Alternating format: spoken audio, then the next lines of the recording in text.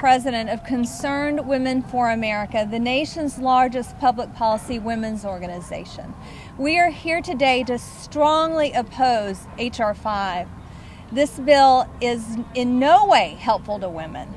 A national policy that men who simply decide they are a woman without any objective standard or permanent intent, that they are entitled to our locker rooms, bathrooms, domestic violence shelters, sports teams, academic scholarships, and hard-fought government recognition is so insidious and detrimental to women that women who disagree on almost everything are linking arms to sound the alarm against this legislation. We will not be bullied into silence by sexual nihilists.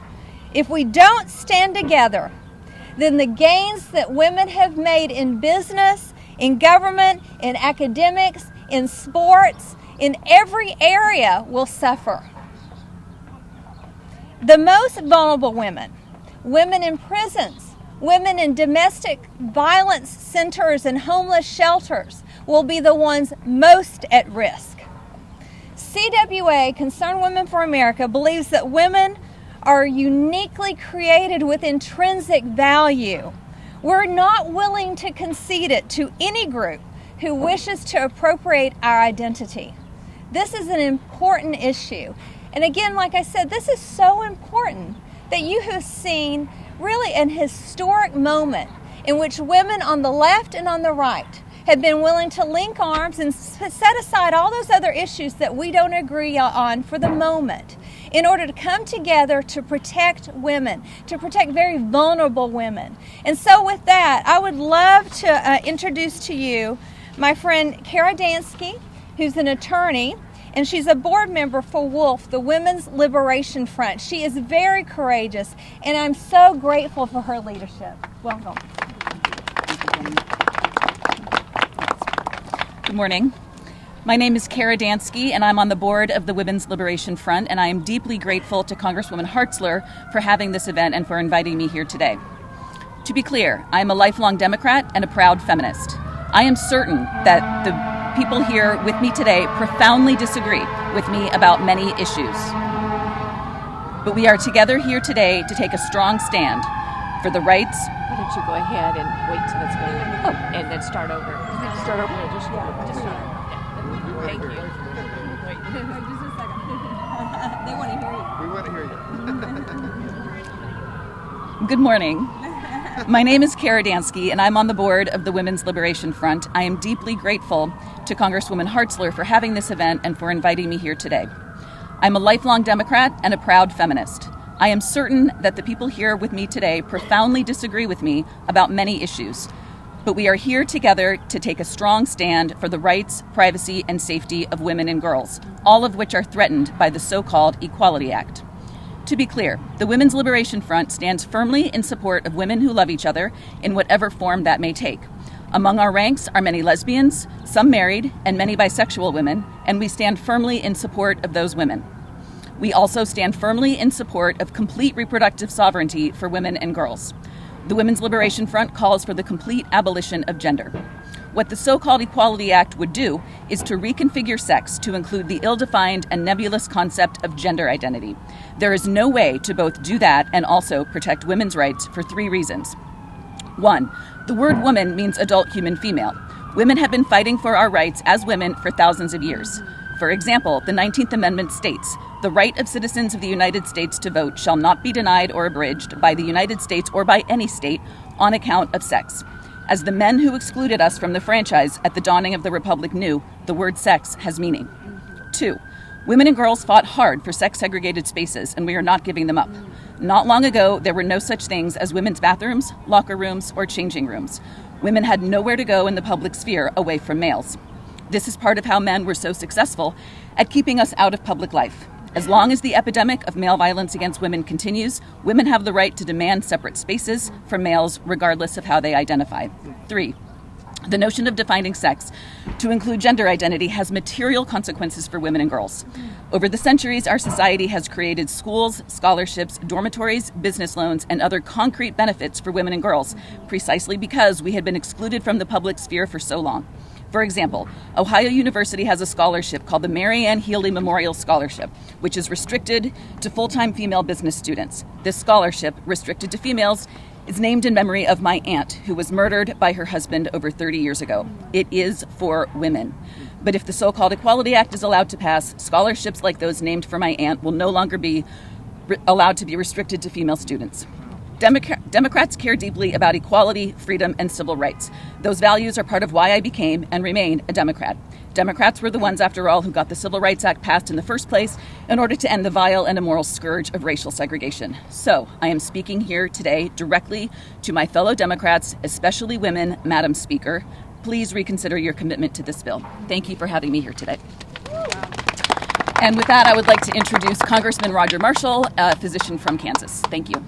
Right. Thank you, Kara, and good morning, everybody.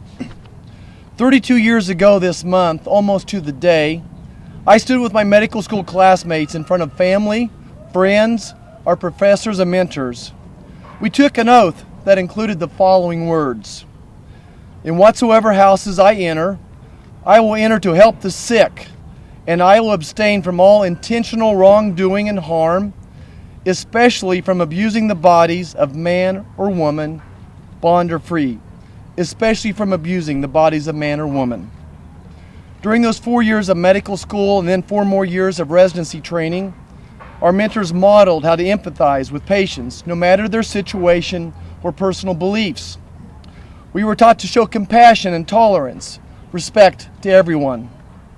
Now, as we contemplate this legislation, H.R. 5, I have to believe that to most, if not most every physician, the concept of irreversibly removing and disfiguring the male or female anatomy of an adolescent or young adult is horrifying.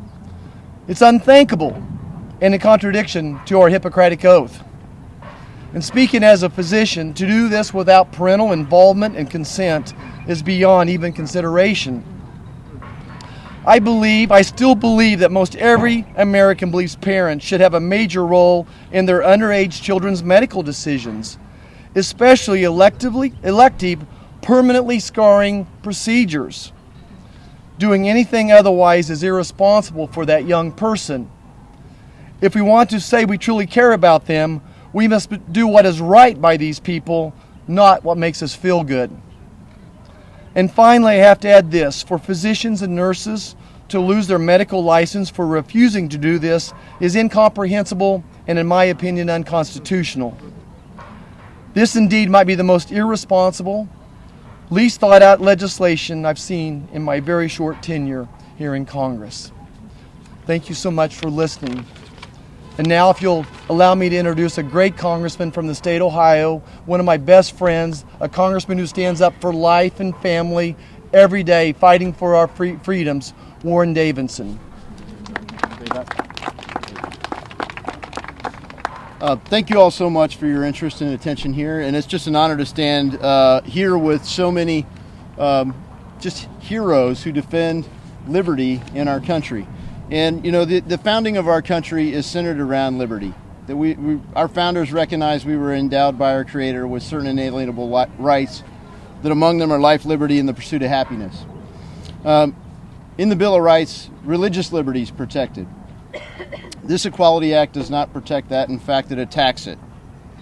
When you look at the role of parents' role as just developing their children, being parents by definition, is under attack by this act. We have kids who aren't trusted to purchase a single ounce of alcohol until they're 21 years old. And this act would literally strip parents of their rights as parents and require the government to put those children in custody or to administer medical treatments regardless of parental input on a permanent decision that would affect anatomy, would affect some of their physiology with hormones, stopping puberty, for example, puberty-inhibiting drugs. And the idea that you would do this in a way that doesn't involve parents for kids who aren't allowed to purchase a single ounce of alcohol is completely irrational. And to do that in a way that just attacks women fundamentally. You see it, as has been said, on a number of fronts. Gender in a spectrum is different than sex.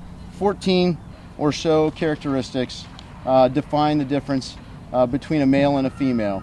And this bill would not recognize sound science on that, and again attacks that.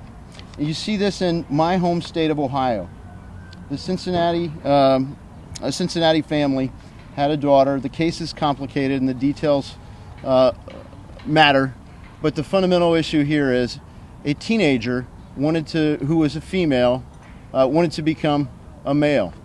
Well, of course, she can't become a biological male, but she can undergo procedures. The court ordered the child removed from the custody of the parents and the treatment to be administered as the child wished. This is what's at stake. This would make that not just an egregious court decision, but the law of the land. And so for that reason, Congress needs to oppose it, but the American people need to oppose this poorly constructed, anti-Constitution, anti-religious liberty act. Thank you. And it's now my honor to introduce Michael Ferris of the Alliance Defending Freedom, true heroes defending religious freedom throughout the country and really around the world.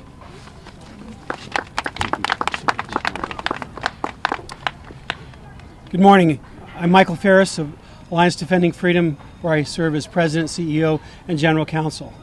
For decades, I have fought for the fundamental right of parents to direct the upbringing of their children. The Equality Act represents a grave threat to these rights. It mandates that schools adopt policies, often without any parental notification, that open up locker rooms and restrooms to the opposite sex, and require schools to withhold vital information from the parents if the child is experiencing gender confusion. International human rights standards, starting with the Universal Declaration of Human Rights and its implementing treaties, were created in response to totalitarian desires like these that seek to have the government supersede parents in matters of education and philosophy. These standards recognize that parents, I'm quoting, have a prior right to government. Prior means it's first in time and first in importance. Parents alone possess the right, and again I'm quoting, to ensure the religious and moral education of their children is in conformity with their own convictions, not the convictions of government. The Equality Act could prevent parents from helping their child who's wrestling with gender identity confusion. Over 90% of these children will naturally resolve these issues as they mature. But under the Equality Act, children will be pushed into hormone replacement treatments and invasive surgery that renders them, in many cases, permanently sterile. And parents who do not consent to these dangerous treatments risk having their children taken out of their homes by government officials, as you've just heard in Ohio. Our country is filled with incredible parents who sacrificially devote their time, energy, and finances to raising the next generation. Our laws should show deep respect and deference to their wisdom over their children's lives. But the Equality Act labels many loving, well-meaning parents villains if they're unwilling to embrace government-mandated orthodoxy on issues of sexuality and identity. This cannot happen. Thank you very much for being here. It's my privilege to introduce Congresswoman Debbie Lesko from Arizona. Thank you very much. Well, good morning, everyone. I'm Arizona Congresswoman Debbie Lesko. It's great to be here. You know, I really think H.R. 5 should be renamed to Forfeiting Women's Rights Act. In fact, I introduced an amendment in Rules Committee. Of course, the Democrats didn't go along with it because it takes away rights of women and girls, and that we have fought for years. Specifically, it requires, under penalty of federal law, that facilities like schools, churches, dormitories, and shelters allow biological males in women's and girls' bathrooms, showers, sleeping areas, locker rooms, violating women's privacy and potentially their safety. It would require schools and universities to allow males in women and girls sports. It would force doctors to give sex-changing hormones and surgeries to adolescent girls without their parents' approval, causing possible lifetime sterilization. It would require a universal right to abortion up until birth and take away all religious objections and rights from doctors. This bill prioritizes the rights of some Americans over the rights of other Americans. That's right. This is not equality. This is the opposite.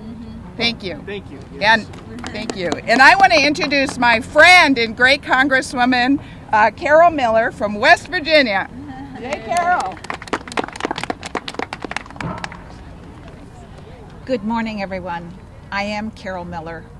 Most importantly, I am a mother and a grandmother. I have felt life quicken in my womb.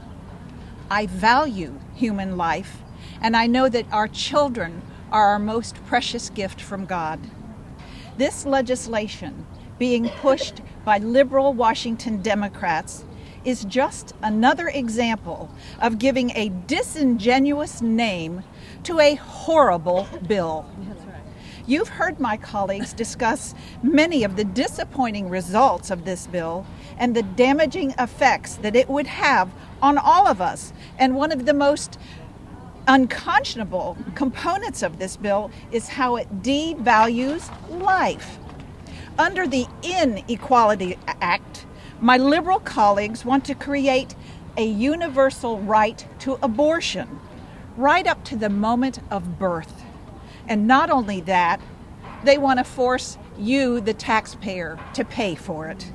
I am disgusted, and I am so saddened to the core of my being. We must stand up for life, and we must protect our most innocent and vulnerable citizens, our precious babies.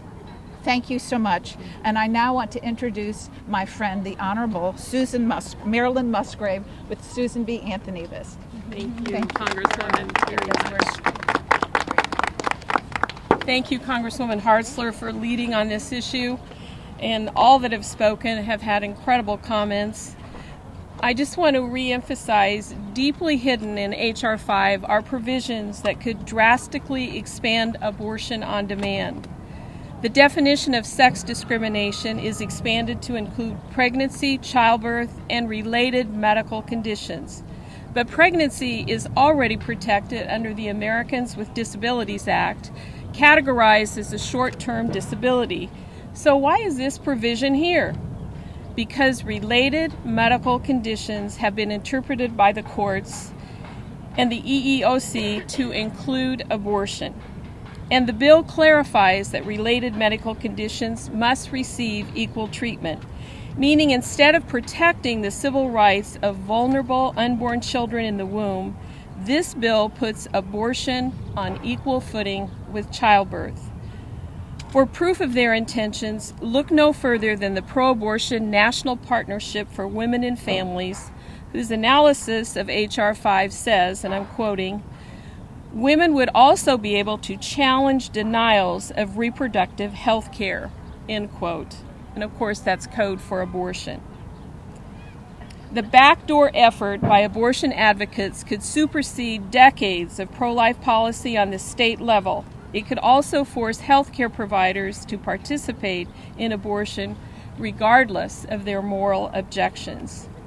These concerns could definitely be addressed by attaching Congresswoman Debbie Lesko's excellent amendment to make this abortion neutral.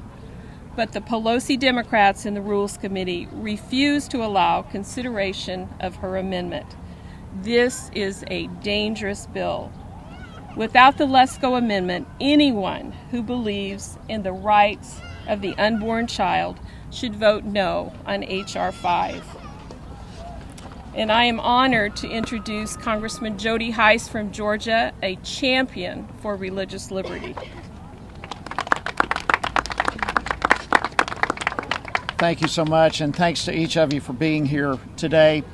This Inequality Act, as has been referred to, erodes the First Amendment and destroys religious liberties by empowering the federal government to force people to violate their deeply held religious convictions. It elevates gender identity to the point of special privilege and protection, and thereby it federally mandates a belief system that flies in the face of religious liberties, to the extent that things like faith-based adoption agencies would have to violate their convictions of finding a mother and a father for a child or shut down. Small business owners of faith would have to violate their convictions on morality and marriage and sexuality or close the doors. Churches and faith institutions would have to abandon the teachings of their church in order to participate in federally funded programs, so that things like Catholic schools could lose the National School Lunch Program. Jewish synagogues could lose grants for protection from terrorist threats. Churches could lose FEMA disaster aid. And faith-based colleges and universities could lose federal student aid. This is a horrifying bill. It's the first piece of legislation ever that has deliberately bypassed religious liberty protections. The Democrats are exposing themselves as the party willing to use the strong arm of government to oppress Americans, to demonize religion and religious liberties, and to circumvent our Constitution. And it's a tremendous honor for me to stand with my friends in opposing this dangerous legislation, and I urge my colleagues in the House on both sides of the aisle to do the same. And with that, it's my privilege to introduce a great friend, a great leader from the Family Research Council, Tony Perkins. Thank you, Jody, and I want to echo the thanks to Congresswoman Vicky Hartzler, the chairman of the Values Action Team, for organizing this press conference. As we come to the close, you would think there would be nothing left to say. But this bill is so bad we could go on for days. It's like an onion. With each layer, it brings more tears to your eyes. The so-called Equality Act is unfair on so many fronts. As a father of 5, it's an attack on parental rights. As you've heard, it's an attack on women's sports. But to the millions of people of faith in this country, it is an egregious attack on the freedom to believe and live according to those beliefs. It would position the government to lord over churches and other faith-based institutions, dictating potentially who they hire, how they use their facilities, and even punishing them for not falling in step with a view of human sexuality that directly contradicts orthodox biblical teaching. No institution or person of faith, be it school, church, synagogue, mosque, business, or nonprofit, will escape the Orwellian reach of the Equality Act. The Religious Freedom Restoration Act will be committed to the memory hole, and we will then experience a catastrophic loss of religious freedom in America, and as a result, every American, those who believe and do not believe, will suffer the consequences. I urge the American people to speak with great force and clarity to Congress to stop H.R. 5, the Inequality Act. With that, I would like to introduce a longtime friend of mine from Colorado, Doug Lamborn. Well, thank you all for being here. I'm Doug Lamborn, a member of Congress from Colorado and a vice chair, co-chair of the Values Action Team. This week, Speaker Nancy Pelosi is forcing a vote on H.R. 5, a dangerous bill which puts left-wing identity politics over religious freedom. The bill forces religious institutions to abandon their faith or risk devastating lawsuits and critical funding. It attacks the Religious Freedom Restoration Act, RFRA, It's the most important recent civil rights legislation that this country has passed. Legislation that currently protects religious practices for all Americans. If you'll remember, the Religious Freedom Restoration Act was signed by President Bill Clinton with strong bipartisan support. Now, just a couple decades later, liberals in Congress are attacking that consensus. They want to condemn faith and Judeo-Christian values in our federal courts. You know, I offered 2 amendments to the so-called Equality Act. The first would have restored religious protection for brave chaplains who serve in our military. I'm on the Armed Services Committee, and occasionally they're told not to be able to speak out about their faith. And they need to be able to do that as spiritual counselors and guides and advisors for those under their care. The Second Amendment would have protected the freedom of all religious organizations to operate according to their beliefs under RFRA. But you know what happened? Democrats turned down both of those amendments. They wouldn't even allow them for debate. They don't want their intolerance exposed for debate. They think it's okay to discriminate against people of faith, and that's what this bill, H.R. 5, boils down to.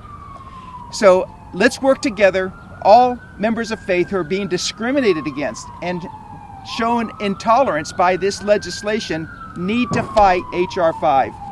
Thank you. I'm now going to give the podium back to Vicky Hartzler, who's going to lead us in a question and answer session. Thank you. We have, before we do that, I do want to introduce another member of Congress here who's a champion for life and for family to say a few words, my friend Barry Loudermilk from Georgia.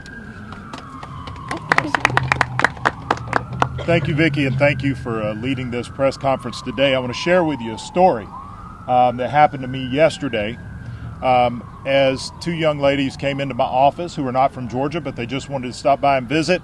And after our visit, they looked at me and said, "Are you going to vote for the Equality Act tomorrow?" And I told them no, I was not going to vote for it, but I was wondering why they were asking me that. And they said, because it's the Equality Act. And I said, well, can you describe to me what is it about this act that creates equality? They did not know. They did not know what was in the bill. After we had a brief conversation and I described to them what you have heard today, that what this bill does is it prioritizes the desires of some to a point that it violates the rights of many. That's right. When we finished the conversation, both of them looked at me and said, why then is this called the Equality Act? Please stand against this. It wasn't too many years ago that Republicans and Democrats, although we have for long disagreed on certain policy issues, all agreed on one thing, that there are fundamental rights that God has given every person, and it is the role of this government here to protect those rights of everyone. But the fact that what we have seen with this bill, that although that there have been numbers of amendments offered, the Democrats are bringing this bill to the floor under a closed rule, which means there will be no amendments considered, tells me that this is not something that they're as much interested in implementing, but they are placating to a small segment of our society, and this is the new platform of the modern Democrat Party. I think it's time for us to come together and once again focus on the rights of the individual. We've worked way too hard and too long. Too many generations have fought for equal protection of our rights by this government to throw it away over political advantageous piece of legislation. Thank you. Very good. Thank you, John. Thank you, Barry. Well said. So the Inequality Act imposes, as we've said, a top-down government-led discrimination against all Americans who hold a differing view of human sexuality and gender.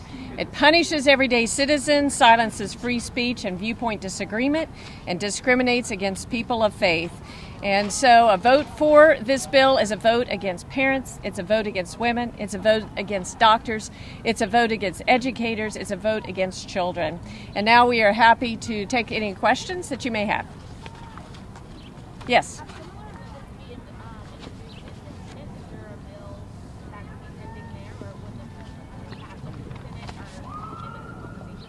Yeah. I'm sure there will be amendments offered there. They do have their own version of the bill, but whether they'll be counted in order or not, I don't know. I'm hoping that the Senate will not even take this up, because I think this clearly violates the rights of American citizens. And as members of Congress and representatives of the people, we have a role to protect those rights. And this bill clearly violates those things. Yes. Any other questions? Great. Okay, I guess we answered all of them. Thank you very much for coming. Appreciate it. Thank you.